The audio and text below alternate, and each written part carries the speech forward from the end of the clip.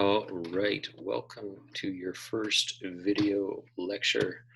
Um, Today we are going to be going over sinners in the not sinners in the hands of an angry God. We already looked at that. Just kidding. We're not doing that. Today we are focusing on Annie Dillard's Death of a Moth, written in 1977. In addition to that, we're going to be looking at the homework. We're going to sort of tour some of the discussion forums I've set up. It's just been a flurry of activity on Foxtail lately. I don't know if you've noticed, but you should really check it out. Okay, without further ado, I'm going to share my screen with you. Bring up the old slideshow. Okay, here we go. So, yep. Writing 111, week 11, day 1. So Dillard, The Death of a Moth, lecture slides and homework, boom. So do this week. You've got 3 discussion posts, 1, 2, 3. You've got 2 readings. You also have a short skills assignment due as well. In addition to that, we've got essay 3 assignment sheet. I worked that up this past week, as well as the close reading guide. This is going to be familiar to most of you. It's the same one that we used in LIBA. I think it's still useful. Anyway, more on that later. First, we're going to go through Annie Dillard. My goal is to essentially give you some ideas of some of the things that are happening in this text. I'm obviously not going to be able to explain the whole story to you. And there's going to be a lot more in there going on than what I cover in this short little video lecture. All right, boom. So this is also the start of a new unit for us. The readings for the rest of the term are all literary. They're all examples of literary writing. We've got 2 creative nonfiction pieces, one by Annie Dillard, which is what we're reading today, The Death of a Moth, written in 1977. The next one, due this week actually, is from Virginia Woolf. It's titled The Death of the Moth, written in 1942. That is not an error. And then finally, next week, our last reading is a bit of poetry from Claudia Rankine. It's an excerpt out of her 2014 book, Citizen. And it's all pretty good stuff. It's all pretty interesting, pretty relevant reading, I think.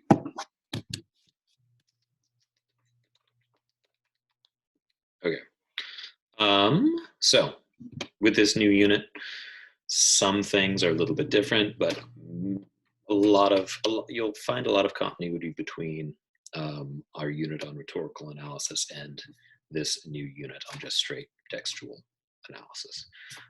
So like our previous unit when we were analyzing sermons, op-eds, other sort of like cranky YouTube comments or whatever else you guys brought in, we were focused on trying to close read the text to see how the authors use language to persuade readers to action, or to have a change of mind or a change of heart, to get saved, to let the poor people starve, etc., etc.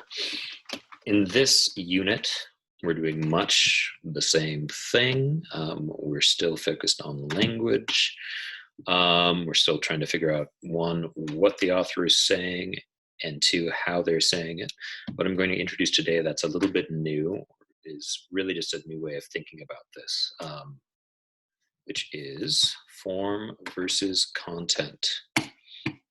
So, what did I say before? We're trying to figure out what the author is saying and how they're saying it when we look at really any text in this class. So another way of saying that is form versus content. Now, each piece of writing has form and content. Content is the subject or purpose of the text. It's the, It's what is said, it's the point, it's the gist. You might say it's the purpose of it. An example from last unit, the content, arguably, of Sinners in the Hands of an Angry God. The purpose of it, the main argument, is that God is mad at sinners, and that nothing keeps them out of mortal danger and, you know, eternal damnation, but the capricious whim of God. God can turn on a dime and decide, okay, you're dead. I'm going to withhold my protection. And you're going to burn in hell. So that's the content, at least one part of the content of Sinners in the Hands of an Angry God. Form is the manner in which that content is communicated. It's how something is said in the text. The content could roughly ascribe to what is being said.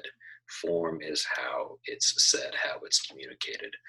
Examples of form are metaphor, imagery, repetition, simile, analogy, so much more.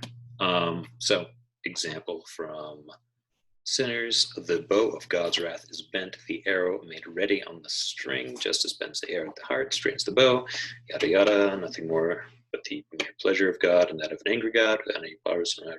We've all read this. In that little chunk there, you have the gist of what he's saying, right? You've got the content. But you also have a ton of metaphors, some imagery, some simile, some analogy, and probably some more stuff happening in that passage if you were to spend any time with it at all. So the goal here is to, let's go back, look at the relationship between the content and the form. And you'll notice that while we separate content and form into two sort of like separate spheres, we do that for our own convenience here. This division that we've erected between form and content is contrived in much the same way that we make this division in rhetorical appeals between ethos, logos, and pathos, right? This is just an easier way to think about these concepts, right? Dividing a text between what is said and how it is said is an abstraction that helps us think about it, that helps us break down the complicated sort of actions that are happening in any given text. Yeah, sorry, I've got this here. I've got some notes. As you know, written in the Oxford Dictionary of Literary Terms, distinctions between form and content are necessarily abstractions made for the sake of analysis, because in any actual work there can be no content that has not in some way been formed, right? And no purely empty form. So there you go. I've said it in the Oxford Dictionary of Literary Terms. So you can take that to the bank, put it in your pipe, and smoke it. Okay. So then in this unit, our job is, part of our job anyway, in getting a handle on these texts is to figure out how content and form play off of each other. In what sense can content become form? In what sense can form become content? So to that end, our first reading of this unit will give us ample opportunity to practice this. So this is Annie Dillard. The Death of the Moth is an excerpt from her memoir, Wholly the Firm, written in 1977. She's born in 1945 in Pittsburgh, PA. She's American, and she is still with us. She's still very much alive, kicking. Okay, so what is the content of this short essay? This narrative essay? Well, you could dumb it down to something extremely concise. Woman goes camping, watches moth self-immolate by flying into a reading candle, and then she goes home. Is that it? Is that all we have to do? Are we done? Of course we're not. But One thing that I like to do when I am trying to get a handle on a weird, sort of disjointed, or maybe kind of difficult piece of short narrative essay, is to think about scope, think about range. Where do we start? Where do we go? Where do we end? And importantly, this is another example of form. So we start, the author is by herself, northern Puget Sound, Washington State, alone. Then we move to another room in her house, right? We go essentially to the back of her toilet. There's a spider in the bathroom with whom I keep a sort of company.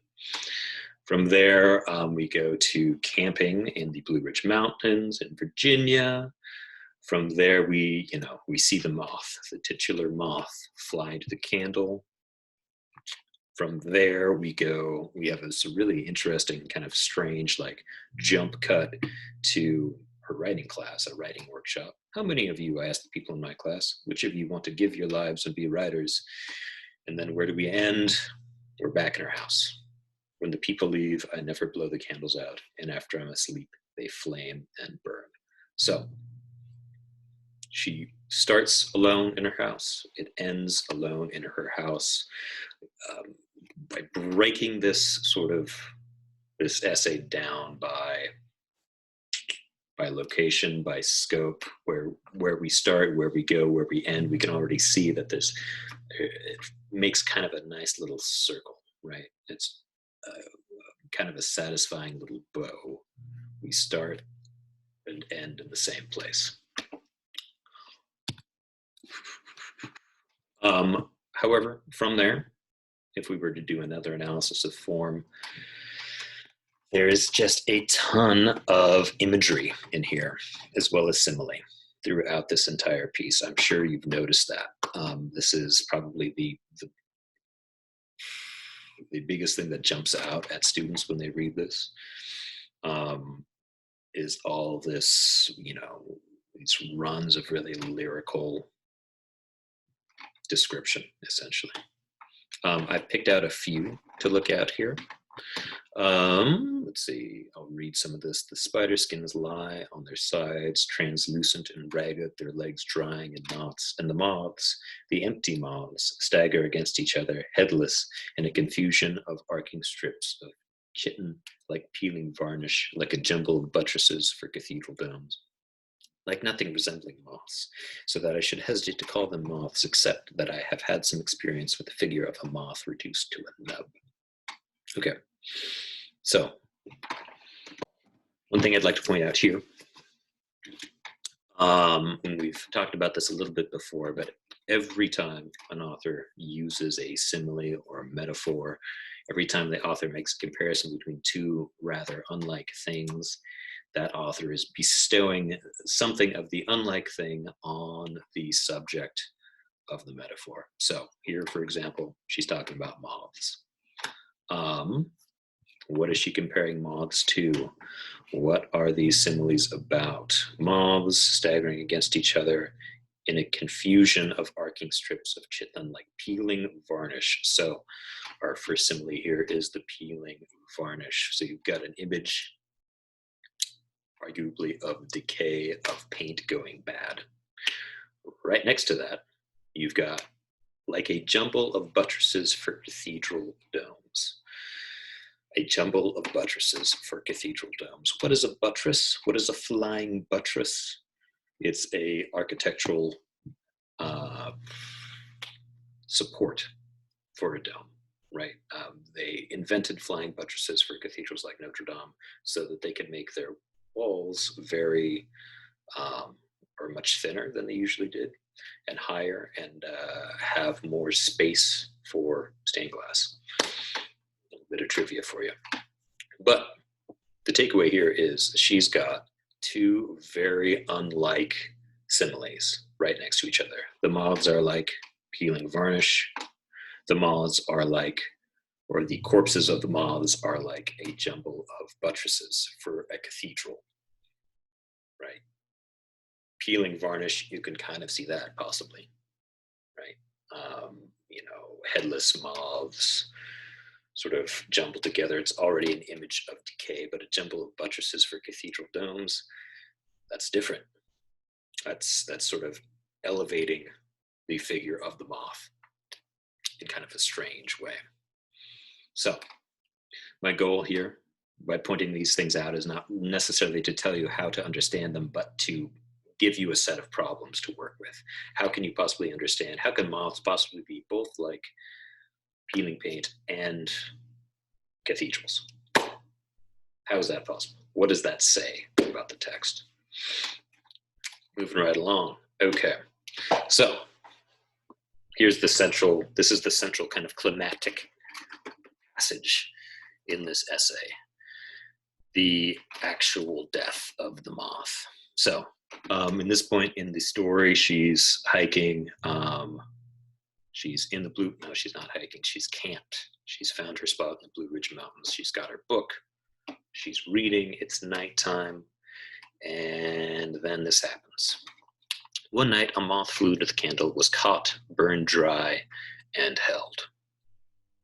Okay, so I highlighted this passage because it seems like if you were going for trying to find the pure content, of what happens in this story, it's this right here, said very succinctly. One night, a moth flew into the candle, was caught, burned dry, and held. It hung out there for a while. That's exactly what happens. She could have just cut this paragraph here and then moved on to the next one where she's talking about her glass. But she doesn't. I might have been staring at the candle, or maybe I looked up when a shadow crossed my page. At any rate, I saw it all. Golden female moth, a biggish one with a 2-inch wingspan, flapped into the fire, dropped her abdomen into the wet wax, stuck, flamed, frazzled, and fried in a second. Strikes me here that this run of imagery works because you can, it puts the reader where the author is, right? You can see a golden female moth. It's precisely described. It's got a 2-inch wingspan, flapping into the fire and dying. This run of imagery puts you in that moment. What's also strange to me here is that it almost feels like this moth meant to do it by the way that this is described. It seems like the moth is, committing suicide, essentially, right? It flapped into the fire and dropped her abdomen down into the wet wax. It's like it's giving the moth some kind of agency or intent. Why would a moth do this? Moths are dumb. Probably not. That's probably the wrong answer to that question. Okay, moving right along. Her moving wings ignited like tissue paper. Okay, so you've got another simile here, right? Her wings ignited like tissue paper. Once again, it's a simile. The author is comparing two unlike things together in a way that makes the moving wings of the moth take on characteristics of tissue paper. How are moth wings like tissue paper? Well, they lit on fire in the same way. They're also fragile. They're also kind of papery. The question here is, okay, so what are the implications of that for the rest of the text? I guess we'll hold off on that for now. Moving right along, enlarging the circle of light in the clearing and creating out of darkness the sudden blue sleeves of my sweater, the green leaves of jewelweed by my side, the ragged red trunk of a pine. So, what's happening here? Moth flew into the candle, lit on fire, and the light of that ignition sort of chased some of the darkness away. Suddenly, she sees her blue sleeves of her sweater, green leaves, a ragged red trunk of a pine. So instead of sitting in this sort of small circle of light with her candle, now it's, the light, because the moth has run into the candlelight, is sort of expanded. Now her vision is also expanded. At once the light contracted again and the moth's wings vanished in a fine, foul smoke. At the same time, her 6 legs clawed, curled, blackened, and ceased, disappearing utterly, and her head jerked in spasms, making a spattering noise. Her antenna crisped and burned away, and her heaving mouth parts crackled like pistol fire. Another simile. When it was all over, her head was, so far as I could determine, gone the long way of her wings and legs. Had she been new or old? Had she mated and laid her eggs? Had she done her work? I highlighted this passage because later on, when we're trying to work through some of the symbols and imagery in here, this is kind of an important and central question. Had she done her work? Had she been new or old? Had the moth, having died now, had she accomplished what she was made to do? All that was left was the glowing horn shell of her abdomen, thorax, a fraying, partially collapsed gold tube jammed upright in the candle's round pool. Okay, so it's the end of that paragraph. And you might be thinking after you finish that, all right, the tale of the moth is over. The moth is dead. You can't even recognize it as a moth, right? It's just a collapsed gold tube jammed in the top of a candle. Not even a moth anymore, right? But we go on. The story is not over for our moth. And then this moth's essence, the spectacular skeleton, began to act as a wick. She kept burning. Though she's dead, the moth is gone, any sort of trace of its mothness obliterated. The author here is continuing to sort of like keep her alive in a way. She kept burning. It's not it kept burning. It's not the moth's sort of, shell. It's not the empty thorax kept burning. It's a she, right? This moth is continued to be personified.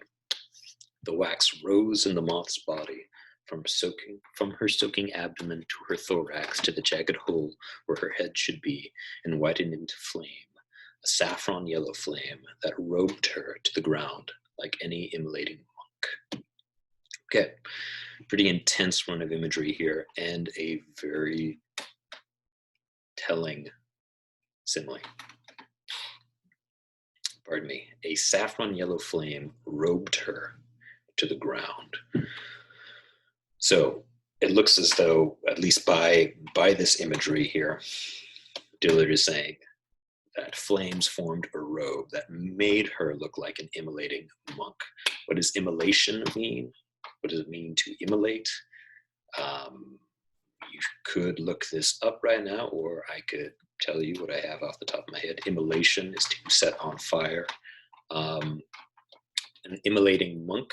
So that may seem strange to some of us, but several monks during the Vietnam War set themselves on fire and committed essentially like ritual suicide to protest the war in Vietnam. So this is 1977. Vietnam War is over, but this is an image that would have still been in people's minds. And you can Google it too. You can see it. The pictures that people took of monks setting themselves on fire to protest the war. I think there's one. Yeah, I won't go into that. But so that being said, robed her to the ground like any immolating monk.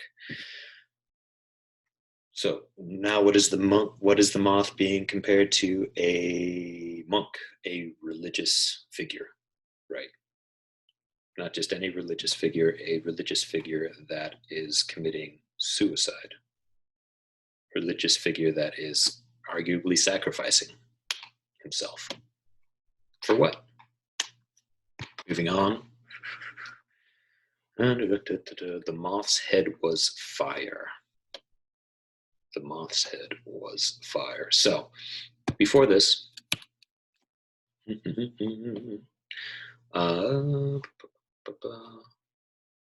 feel like in here, I won't find it right now. But before this, the moth was obliterated. The moth had no head. Now the moth's head is actual fire. according to this. It's not, you could say, oh, she's being metaphorical here, arguably, or she's literally saying that this moth's head was replaced by fire. What do we make of that? I don't know, something to think about. Okay, she burned for 2 hours without changing, without bending or leaning, only glowing within, like a building fire glimpsed through silhouetted walls. All right, long stream of similes here, get ready. Like a hollow saint, like a flame-faced virgin gone to God. You could stop, really, and take each one of these metaphors one by one and break them down.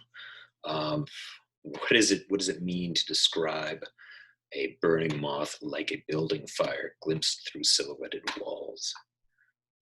What does it mean to describe this moth like a hollow saint? What does it mean to describe this moth like a flame-faced virgin gone to God? Is this another play towards sacrifice? You could kind of see that line going between flame-faced virgin and hollow saint. Many saints were martyrs. You could do a lot of work with that. While I read by her light kindled, while Rimbaud in Paris burned out his brains in 1,000 poems. Okay, so this one seems like it might be coming out of nowhere, but as you recall, at the beginning of this camping trip, she writes that she went up to the Blue Ridge Mountains carrying this book along, which was a novel about, a fictionalized novel about a real poet, author Rimbaud, in the 1800s. It inspired her to write when she was a teenager. She was hoping that if she read it now, it would, re-inspire her, reignite her flame in a way. Well, Rimbaud in Paris burned out his brain in 1,000 poems. So this is not a direct simile, but by the way the author is bringing up Arthur Rimbaud here in conjunction with this burning moth, the way the sort of juxtaposition works a lot of times is similar to a simile, right? Bringing up two unlike things makes you as a reader compare the two of them, right? Draw similarities between the two of them. So the broader question would be, why is Arthur Rimbaud here? Why is Arthur Rimbaud being compared to this moth? Well, if you know anything about Rimbaud, he was, treated as this kind of, what can I say about him? Sort of like not hallucinogenic. This very, very trippy poet, very intense French poet. He famously started writing poems when he was a teenager and quit when he was like 20 or 25. But in that short period of time, he totally changed the face of poetry in France. And then from that, really poetry for the world. He gave up poetry at 25 and became like a gun smuggler. Something insane like that. Anyway, another example of a writer, a person, a figure who, by the ways described here, burned out his brains in 1,000 poems, a person who sort of sacrificed himself in a way for his work. Right, if we go back to this line, had she been new or old, had she done her work before she died? Here, this is an example, arguably, where by using Rimbaud here is a figure who, though he, quote, burnt out his brains in 1,000 poems, he wrote 1,000 poems. He did his work, right, before he disappeared. And here we go. We're leaving the campfire. And this is why I believe those hollow crisps on the bathroom floor are moths. I think I know moths and fragments of moths and chips and tatters of utterly empty moths in any state. How many of you, I asked the people in my class, which of you want to give your lives and be writers? So we have a sharp and sudden change in space, change in time and place. We are no longer up in the Blue Ridge Mountains. We're suddenly in a class. She's presumably teaching. How many of you, I asked the people in my class, which of you want to give your lives and be writers? What kind of class is this? Is she teaching botany or entomology? I think that's the study of insects. No, probably not. She's a writer. She's likely teaching a writing class, like I am. Weird. Okay. How many of you, I asked the people in my class, which of you want to give your lives and be writers?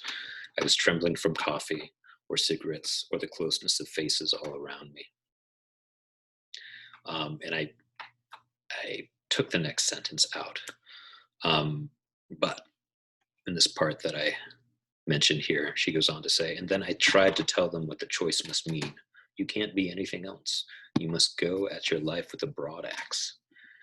They had no idea what I was saying.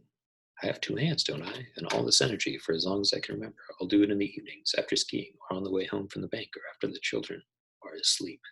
They thought I was raving again. It's just as well. So,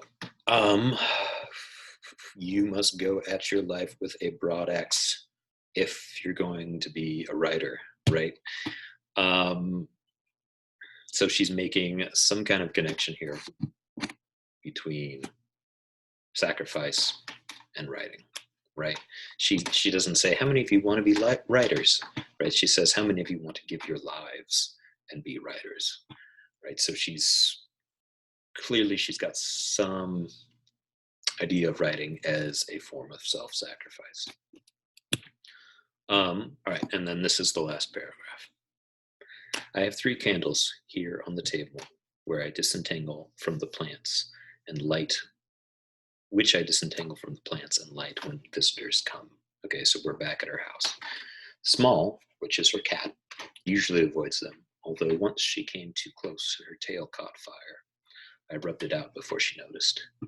The flames move light over everyone's skin, draw light to the surface of my face, of the faces of my friends. So here we have light again factoring into the story. When people leave, I never blow the candles out, and after I'm asleep, they flame and burn. And that's it. That's the end. So in these video lectures where I'm sort of talking you through these texts, it's not really my goal to solve the text, right? It's not my goal to like try and make sense of it for everybody. I choose these texts because they are kind of dense and there's a lot of things going on and there's a fair amount of ambiguity. You wrestling with the ambiguity, that's going to be productive for you. That's how you're going to show textual analysis. That's how you're going to practice critical thinking. That's how you're going to eventually turn that into academic writing for the essay. So if you got through this lecture and you're like, there is a lot that's unclear about the death of the moth here that you didn't really go into and you didn't address, I would say, you're right. You're absolutely right. You have to do some of that work yourself, or take it up in discussions in class, right? There's so many weird and delightful, juicy little moments in here in this text and in the text that we're going to be reading in this class. Pick one out for yourself, analyze it, try and think through it. Ask me questions if you want to. Here are some questions just to, I guess, get you started here. So, what could the moth be a symbol for?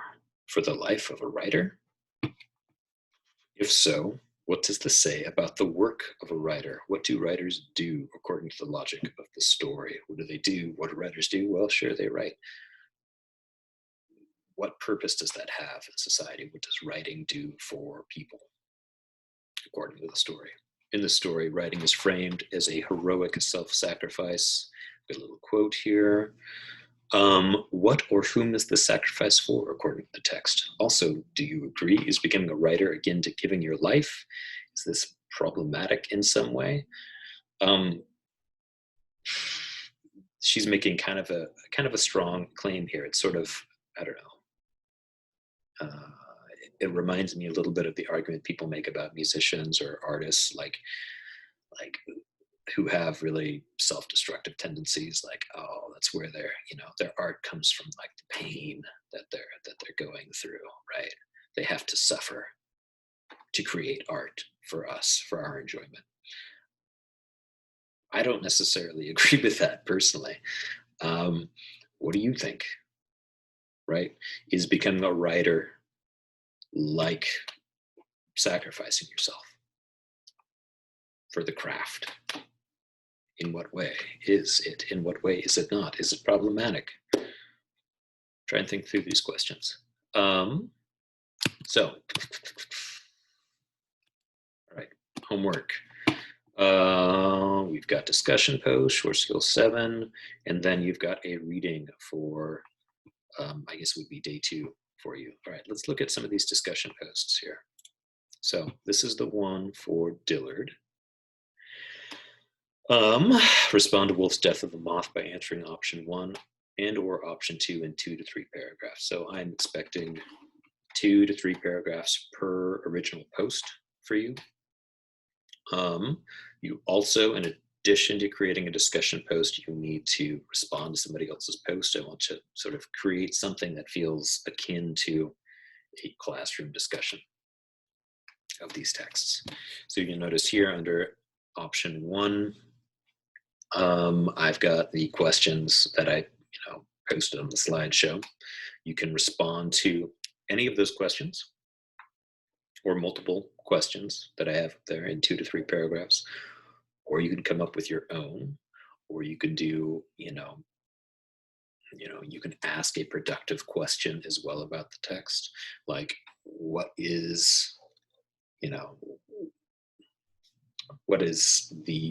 light sort of the symbol for? How does light work in this text? The moth flies in the candle, and suddenly there's this big flare of light, and the author can see a lot more than she could just by herself with her reading candle. You can do that. You can, for option 1, these are more kind of like targeted questions. For option 2, you can go more general and generic. That's totally fine as well. What's something that stands out to you in this text? Are there any passages that confuse you? Do you have any questions about the text as well? Either option is fine. You can use any of these questions you want in your response, or none of them. You can, option 3 would be do your own thing. Let's see, what else? As before, write 1 original post and respond to 1 other person's by deadline. I'm expecting 2 to 3 paragraphs for original posts. Replies can be shorter. Somebody responds to your post, you're best to reply before deadline. So the point of doing this is to create some kind of productive discussion. So if somebody responds to your post with a really interesting question, it'd be great to reply to them, right? To sort of give yourself and your classmates another way to think through this text. Okay, so that's the discussion post for Dillard. Let's go back over here. You've also got a discussion post for Wolf. Same thing. When I do the video lecture for Wolf, I'm going to add some targeted questions that I come up with, but it's going to be, oh my goodness, that's wrong. It's going to be something similar to this. Let's see, what else? Okay, and then short skills number 7. So short skills 7, let's look at the due date real quick. It is due Friday, 10 p.m. Essentially what I want you to do is I want you to annotate both The Death of the Moth by Virginia Woolf and The Death of a Moth by Andy Dillard. Annotate Wolf's essay, generate as many annotations as possible.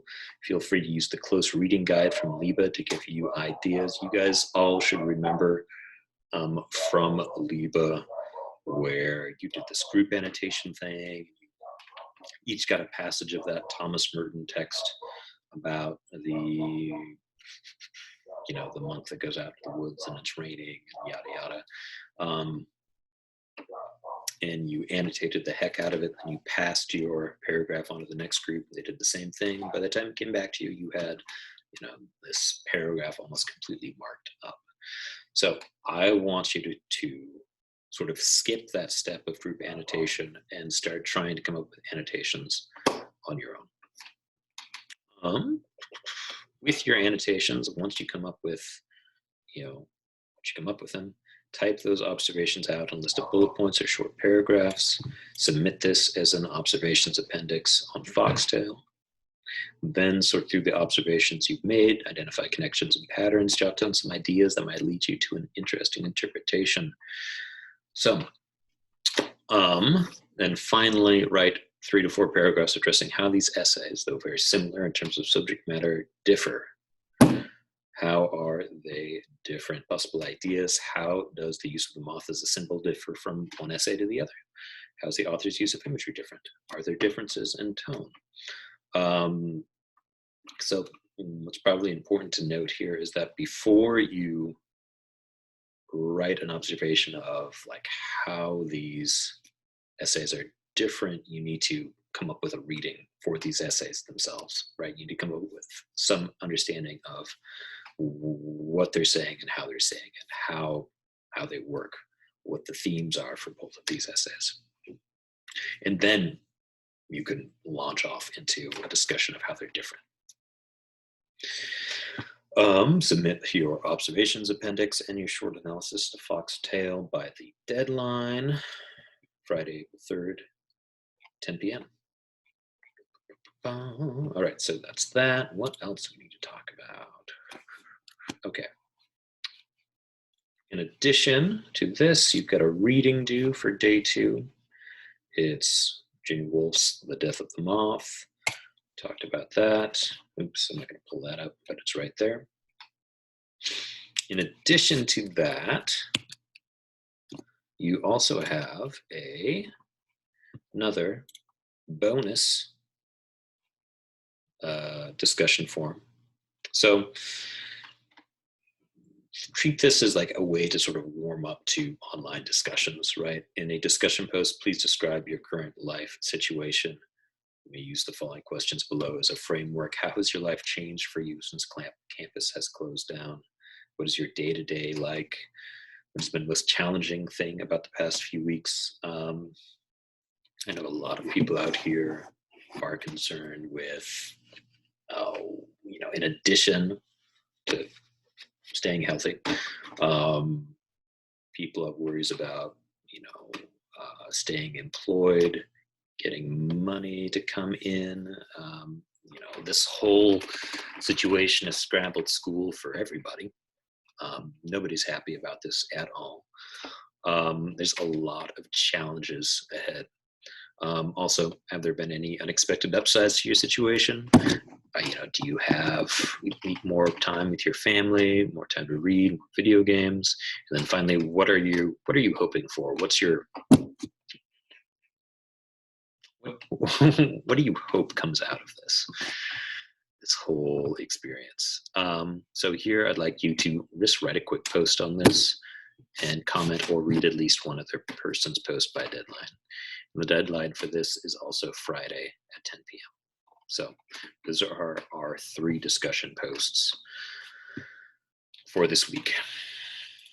Okay.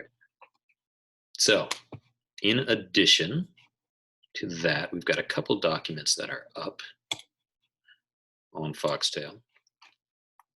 First one I need to point out is the close reading guide. I just want to show that to you, get it in front of your eyeballs.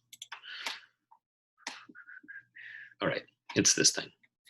I won't read this out since you've all read this before, but it has some useful guidelines for annotating and close reading a text, taking notes on a text.